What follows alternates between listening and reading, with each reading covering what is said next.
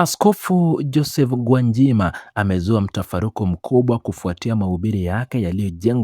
yaliyojenga taswira pana inayohusisha uongozi wa ngazi za juu nchini na matumizi za pete ya kishirikina. Katika mahubiri hayo yaliyovutia idadi kubwa ya waumini na raia waliofurika kanisani hapo, askofu huyo alifafanua kuwepo kwa mazingira ambapo viongozi mbalimbali wanashauriwa kuvaa pete maalum ambazo ndani yake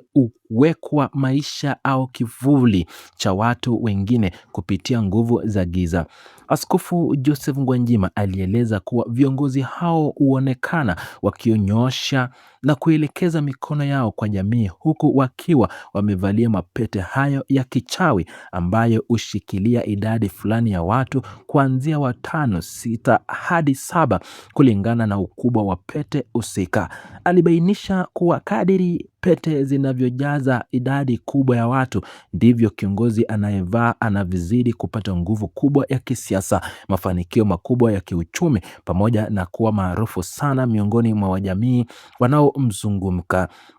Wakati wa mahubiri hayo, Askofu Joseph Gwajima alitangaza kutuma radi ya Mungu kwenda kuwanyang'anya na kuwaokoa watu wote waliowekwa ndani ya pete za viongozi hao kwa ajili ya Yesu, kwa jina la Yesu, ili kuvunja nguvu hizo za kiimani. Uchambuzi wa kina wa mahubiri hayo unaonyesha kuwa Askofu Joseph Gwajima hakutaja jina la kiongozi yeyote yule wala aina ya mahususi ya pete anayoizungumzia kwa kuwa kuna pete za ndoa na mapambo ya kawaida. Hata hivyo, tafsiri ya watu wengi waliohudhuria na kufuatilia hotuba hizo imeelekezwa moja kwa moja kwa Rais Samia Suluhu Hassan kutokana na ukweli kwamba kiongozi huyo amekuwa akionekana hadharani akiwa amevalia pete mbalimbali mikononi mwake, jambo linalofanya baadhi ya raia kuhusisha na imani ya kishirikina. Mahubiri hayo yalifanyika chini ya ulinzi mkali ya idadi mkubwa ya askari wa jeshi la polisi waliotapakaa eneo zima la kanisa hilo, hali iliyotafsiriwa na wengi kuwa inatokana na mazingira magumu ya kiusalama ambayo wamekuwa wakimwandama askofu huyo kwa kipindi kirefu sana kutokana na misimamo yake. Tukio hili limeibua mjadala mzito kuhusu nafasi ya ushirikina katika medali ya uongozi wa ngazi za juu na siasa za Tanzania kwa ujumla, ambapo swala hilo limekuwa changamoto kubwa kwa sababu alizungumziwi kwa wazi katika jamii. Katika masuala ya ushirikina nchini unaonyesha kuwepo kwa unafiki mkubwa kwa sababu kila mtu anaonekana hadharani kuchukua na kukemea, lakini taswira ya kiutafiti linaonyesha kuwa Tanzania ni miongoni mwa nchi zenye imani kubwa sana ya ushirikina duniani. Utafiti uliofanywa na taasisi inayofahamika kwa jina la PIV ya nchi ya Marekani, ambayo imeheshimika sana duniani kwa masuala ya utafiti za kidini na kijamii, ulionyesha kuwa zaidi ya 75% ya Watanzania wanaamini katika ushirikina. Utafiti huo uliofanyika takriban miaka 10 iliyopita unaashiria kuwa kiwango hicho kinaweza kuwa kimeongezeka kwa kasi na kufikia 90% au 99% kutokana na mabadiliko ya kijamii yaliyotokea katikati ya kipindi hicho. Mojawapo ya viashiria vikuu vinavyothibitisha kutawala kwa ushirikina katika siasa za Tanzania ni ongezeko kubwa la vifo vya watu wenye ulemavu wa ngozi, yaani maalbino, ambayo vimekuwa vikitokea kila unapowadia msimu wa uchaguzi mkuu nchini kwa hapo miaka ya nyuma.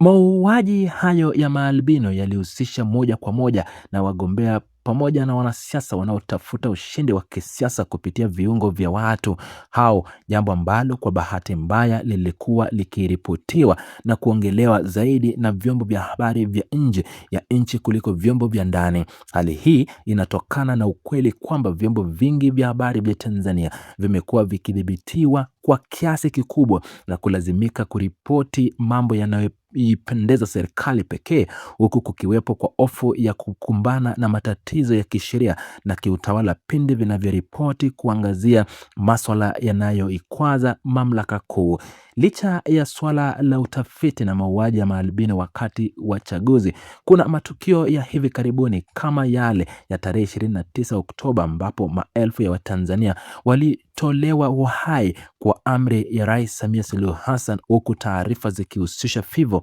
hivyo na imani za kishirikina. Taarifa mbalimbali zinaeleza kuwa baadhi ya miili ya raia hao waliouawa ilisafirishwa kwa siri kubwa hadi katika kisiwa kilicho maeneo ya Bumwini, ambapo kuna mtu mmoja maarufu anayetajwa kuwa karibu na Rais Samia Suluhu Hassan. Msaidizi huyo wa Rais Samia Suluhu Hassan anahusishwa sana kwa kiasi kikubwa na masuala ya ushirikina, na inadaiwa kuwa kuteuliwa kwake katika nafasi hiyo, mbali na kasi za kawaida za kiofisi, kulilenga zaidi utafiti na utaalamu wake katika masuala hayo ya nguvu za giza kwa ajili ya kulinda utawala. Changamoto kubwa inabaki kuwa mambo haya hayazungumziwe katika mijadala ya wazi kwa sababu yanafanyika varagani na kwa siri mkubwa, huku jamii ikikwepa kuwa na mijadala ya kina badala ya kuishi tu kwenye kuyakemea kwa juu chini.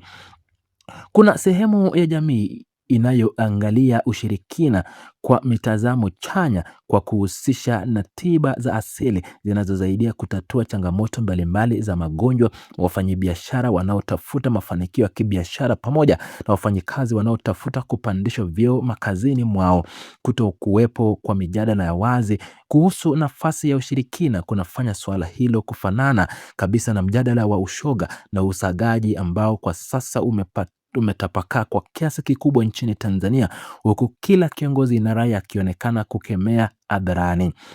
Ufuatiliaji wa mitandao ya kijamii hususan mtandao wa TikTok unaonyesha kuwa mashoga wamekuwa wakijinadi waziwazi, wakifanya vipindi vya mubashara na kueleza kwa kina adhiri za maisha yao na sababu zilizowafanya waingie katika vitendo hivyo vichafu ambavyo vinavutia watazamaji wengi. Unafiki wa raia unadhihirika pale ambapo akaunti za mashoga hao zinamiliki idadi kubwa ya wafuasi inayojifika takriban 100,000 ambao wote ni raia wa Tanzania wanaofuatilia maudhui hayo kwa shauku kubwa, licha ya kudai kuwa wanachukia vitendo hivyo. Hali hii ya unafiki ndiyo inayojitokeza pia kwenye swala la ushirikina, ambapo kila mtu anakemea lakini unaendelea kushamiri na kuchangia kwa kiasi kikubwa matukio mengi yanayojiri kwenye sekta ya siasa nchini, ambapo hata ajali kubwa za barabarani zinazogharimu maisha ya watu na raia zimekuwa zikihusishwa na kafara za kishirikina. Mauaji ya tarehe 29 Oktoba yanahusishwa pia na kafara pamoja na masuala ya mtandao wa siri